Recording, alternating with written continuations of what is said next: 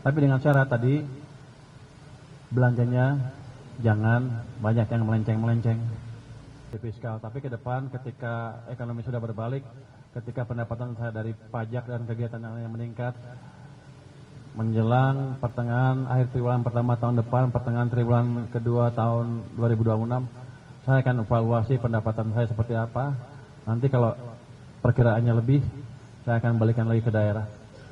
Yang kedua tadi tentang pembangunan gedung Bank di Jakarta. Bank Jakarta di Lot 1 ya. Lot 1 SCBD. Saya senang banget dengan itu. Kenapa? Karena itu akan mendorong pertumbuhan ekonomi di Jakarta dan nasional secara keseluruhan. Dan yang paling penting apa? Saya nggak keluar uang. Uangnya dari Bank DKI. Jadi Bank DKI cukup banyak uang daripada nggak dipakai, lebih baik dipakai untuk tadi meningkatkan aktivitas perekonomian, pembangunan utamanya nanti ada demand semen naik, penciptaan tenaga kerja dan lain-lain. Dan saya minta ke Pak Gubernur kalau bisa dimulai tahun ini juga dalam beberapa bulan ke depan. Pak Gubernur setuju. Jadi kita mau lihat impact dari strategi ini mulai tahun ini mulai terlihat. Ini kan bangun gedung berapa? 14 bulan tadi? 15 bulan. 15 bulan. Jadi akan berdampak terus ke depan. Dengan itu saya pikir yang lain juga akan ikut membangun. Yang ketiga tadi tentang dana yang 200 triliun dari Bank Himbara bisa dipakai enggak? Itu pada dasarnya itu adalah business to business. Kalau menguntungkan mereka bisa langsung datang ke Himbaranya. Tapi ada satu yang saya pikirkan, satu hal yang saya pikirkan tambahan ya. Kan Jakarta punya Bank Jakarta. Saya taruh di Himbara yang 200 triliun. Gimana kalau saya tambah beberapa puluh triliun ke Bank Jakarta? Saya tanya tadi ke Pak Gubernur, apakah Bank Jakarta bisa nyerap? Jangan sampai saya kasih duit panik terusnya. Waduh, nggak bisa nyalurkan. Kata Pak Gubernur bisa. Jadi nanti kita akan implementasikan strategi yang sama untuk Bank Jakarta dan mungkin satu bank lagi di kawasan Jawa Timur sana. Dalam waktu dekat nanti jumlahnya akan saya hitung. Tapi kalau 10 triliun, 20 triliun aja bisa kali ya untuk nyerap ya. Bisa. Nanti itu akan nyebar ke UMKM dan industri lain di Jakarta maupun di tempat lain.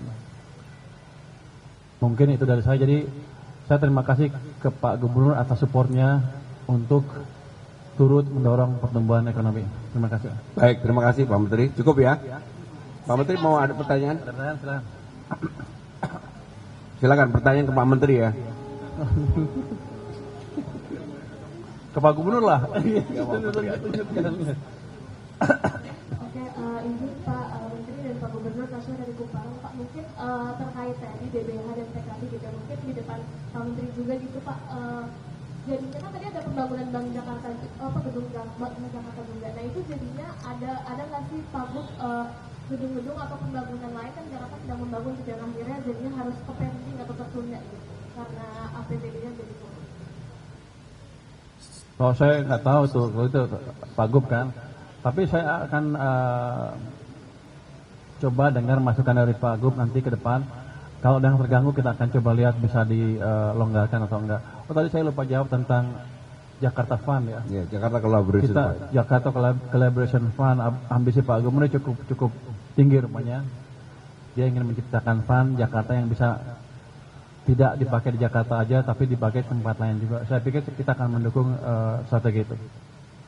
Jadi yang untuk gedung sama sekali nggak terganggu, karena memang dengan adanya pengaturan fiskal yang baru yang kita akan efisiensikan adalah hal-hal yang bisa diefisiensikan langsung adalah untuk pembangunan gedung pemerintah. Tapi untuk pembangunan gedung di luar pemerintah Jakarta kami tetap akan adakan termasuk Bank Jakarta tadi. Jadi gini, skemanya itu adalah Bank Jakarta pinjam tanah ke saya selama 50 tahun, saya kasih 50 tahun perjanjiannya. Nanti dibagi 3 ya. Bagi 3. Pemerintah pusat dapat jatah 30% dari gedung itu. Syaratnya adalah saya bilang ke Pak Gub, gedungnya bagus, jangan malu-maluin, biar saya masuk sana juga tenang. Saya jawab Pak Menkyu, saya punya selera lebih bagus dari Pak Menkyu, jadi pasti gedungnya lebih bagus. Izin saya Putri dari Kompas.com, Pak Menteri. Pak Gubernur, ini kan pajak Jakarta itu paling gede pemberian pajaknya, tapi kenapa Jakarta juga dipotongnya paling besar dibanding daerah lain 15 triliun Pak?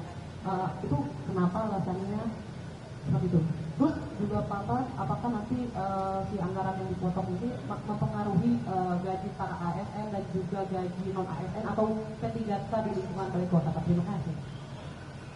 Kalau lihat dari proporsional kan semakin besar pasti semakin besar kepotongnya, kira-kira begitu, sederhana itu. Itu kan semacam pukul rata berapa persen sih, dan lihat juga kebutuhan daerahnya. Kita lihat Jakarta masih bisa tahan dengan pemotongan sebesar itu, dan secara persentase enggak lebih besar dibanding yang lain. Tapi gini, saya udah janji Pak Gub dengan pemerintah yang lain juga. Kalau ekonomi kita membaik, arahnya berbalik, tahun depan sudah kelihatan lebih cepat, saya akan bisa perkirakan pendapatan saya seperti apa di akhir tahun. Pertengahan triwulan tahun kedua saya akan, atau triwulan kedua tahun depan, saya akan hitung ulang berapa pajak saya sampai akhir tahun. Kalau lebih, saya akan redistribusi lagi ke daerah. Tapi dengan syarat tadi, belanjanya jangan banyak yang melenceng-melenceng. Cukup ya.